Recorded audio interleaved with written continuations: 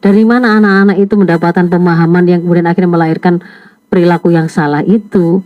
Nah, kita akan bicara tentang siapa saja pelaku pendidikan anak atau generasi. Awalnya basic awalnya itu pasti adalah rumah dan orang tua. Rasul sendiri sudah mengatakan, ma min mauludin illa yuladu alal fitrah, ya kan?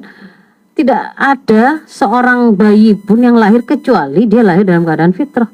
Fa abawahu yuhawidani au yunasirani au yumajjisani. Kedua orang tuanya lah yang kemudian akan membuat anak ini tadi mau jadi Yahudikah, Nasranikah, Majusikah. Berarti berawal dari ada guru pertama di situ, peletak dasar warna kepribadian sang anak. Sekolah pertama anak itu adalah rumah, itu adalah bapak ibunya. Termasuk di sini adalah yang mengajarkan anak-anak itu ini bukan sekedar informasi-informasi yang membentuk kognitifnya, termasuk rasa yang dia punya, ya. Mengenali bahwa dia itu mempunyai naluri untuk melangsungkan untuk mempertahankan eksistensi diri, ya. Naluri ghoriza bako.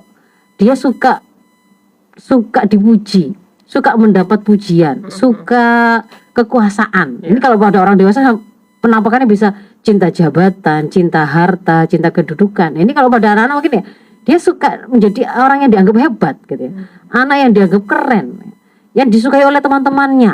Jadi primadona, jadi rebutan misalnya begitu. Jadi anak-anak yang dianggap pengaruhnya paling bagus, paling besar misalnya begitu. Nah, itu persoalan mengenali ghoriza. Dan kemudian anak-anak ini memiliki pemahaman yang benar tentang ghoriza tersebut, bagaimana cara pemenuhannya.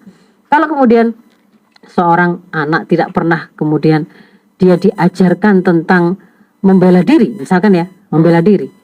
Jadi setiap kali dia itu misalkan bermain, dia kan punya mainan. Ada ada teman lain yang juga kemudian menginginkan mainannya. Kan wajar kan kemudian bisa jadi ada rebutan, ya kan?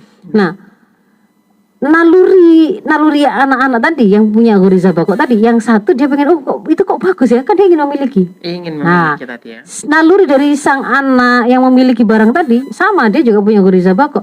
Ini punya saya kok direbut, kan gitu kan ya. Nah, sama-sama karena berada naluri. Tetapi bagaimana, bukan nalurinya yang salah gitu loh. Tetap dia itu menciptakan Allah, tetapi bagaimana kemudian anak-anak tadi itu belajar mengenali ini ternyata adalah perasaan yang akan buat dia itu sedih ataukah senang, ini rasa nyaman, ini rasa disayang, ini rasa dihargai gitu ya. Itu yang mengajarkan orang tuanya, termasuk bagaimana memenuhi kebutuhan akan perasaan tersebut, itu juga orang tuanya ya, orang-orang yang mengawali tadi. Nah, termasuk di situ misalkan kalau seorang anak misalkan sejak awal dia tidak pernah diajari bahwa kalau misalkan dia itu direbut barangnya, dia tidak suka dan gitu, atau dia kemudian tiba-tiba dipukul temannya, dia merasa tersakiti. Tapi yang kemudian diajarkan oleh orang tuanya adalah sudah, kasihkan, suruh ngalah terus benar begitu ya, tanpa kemudian dia dikenal bahwa sebenarnya dia punya hak loh. Jadi saya kan harus aman, tidak boleh kemudian sampai ada yang menyakiti saya, tidak boleh ada yang membahayakan saya kan, tidak boleh ada yang mendorong saya, tidak boleh ada yang memukul saya, tidak boleh ada yang kemudian menghina saya. Dia tidak diajari itu, tetapi sudah, kasihkan saja, pinjamkan saja, kan gitu. Terus-terusan sampai kemudian akhirnya membentuk pada dirinya itu sebuah persepsi tentang ternyata kalau ada orang yang melakukan sesuatu yang tidak baik menurut saya, yang tidak nyaman untuk saya, yang benar itu adalah ngalah gitu. Satu sisi itu akan memunculkan sebuah mentalitas yang tidak tepat pada waktu saat dibutuhkan untuk dia itu fight. Dia tidak akan fight kalau seperti itu. Dia dipukul temannya langsung menerima.